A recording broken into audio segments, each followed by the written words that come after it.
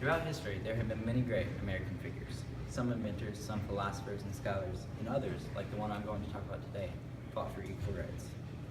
Martin Luther King Jr. is one of the most important historical figures due to his work to achieve equal rights for all races.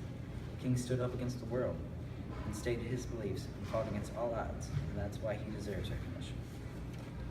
King was born on January 5th, 1929 in Atlanta, Georgia, to Reverend Martin Luther King Sr. and Alberta Williams King.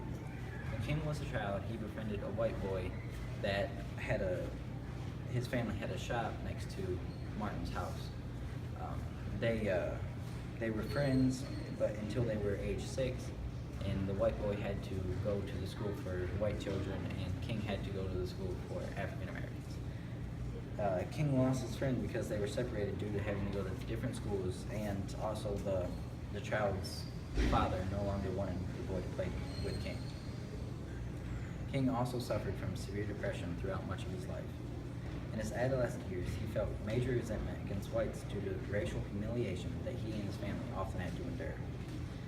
His depression stemmed from the oppression of his race, and at the age of 12, shortly after his maternal grandmother died, King was so depressed he threw himself out a second-story window, but survived. Later on in life, in his junior year, he won first prize in a public speaking contest sponsored by the Negro Elks Club in Dublin, Georgia. Returning home to Atlanta on a bus, the driver told King and his teacher that they were going to have to stand up so white passenger could sit down.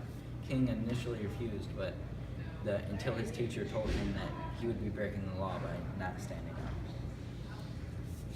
King said that was the most mad he had ever been in his life. On December 1st, 1955, Rosa Parks was arrested for refusing to give up her seat on the bus. The Montgomery bus boycott, led by King, soon followed. The boycott lasted for 385 days, and the situation became so tense that King's house actually got bombed. King organized and led several marches for blacks' right to vote, desegregation, labor rights, and other basic civil rights. Most of these rights were successfully enacted into law of the United States with the passage of the Civil Rights Act of 1964 and the 1965 Voting Rights Act. In 1963, a march was organized on Washington, D.C. The march made specific demands: an end to racial segregation in public schools, meaningful civil rights legislation, including a law prohibiting racial discrimination in employment, protection of civil rights workers from police brutality, and a $2 minimum wage for all workers. Despite tensions, the march was a resounding success. More than 250,000 people of diverse ethnicities attended the event, sprawling from the steps of the Lincoln Memorial onto the National Mall and all around the reflecting pool. At the time, it was the largest gathering of protesters in Washington, D.C.'s history.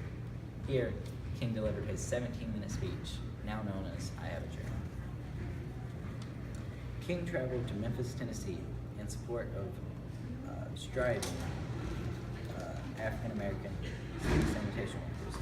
The workers had staged a walkout on February 11, 1968 to protest unequal wages and working conditions. At the time, Memphis paid black workers significantly lower wages than whites.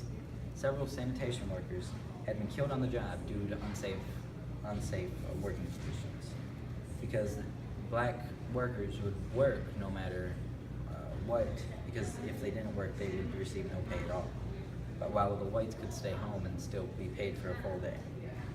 On Thursday, April 4th, 1968, King was staying in room 306 at the Lorraine Motel in Memphis. King had gone out on the balcony and was standing near his room when he was struck at 6:01 p.m. by a single 30-06 bullet fired from a Remington Model 760. The bullet entered through King's right cheek, breaking his jaw and several vertebrae as it traveled down his spinal cord, severing his jugular vein and major arteries in the process before lodging in his shoulder. King fell violently backward onto the balcony, unconscious. He was rushed to St. Joseph's Hospital, where doctors tried to perform surgery, but he never regained consciousness. King went through a lot in his life. He preached religion and civil rights and had to stand up against the government and a lot of influential groups. He was not afraid to state his opinion and was sentenced to jail many times due to his beliefs. King was a brave man who deserves to be honored. He changed America and the world for the better.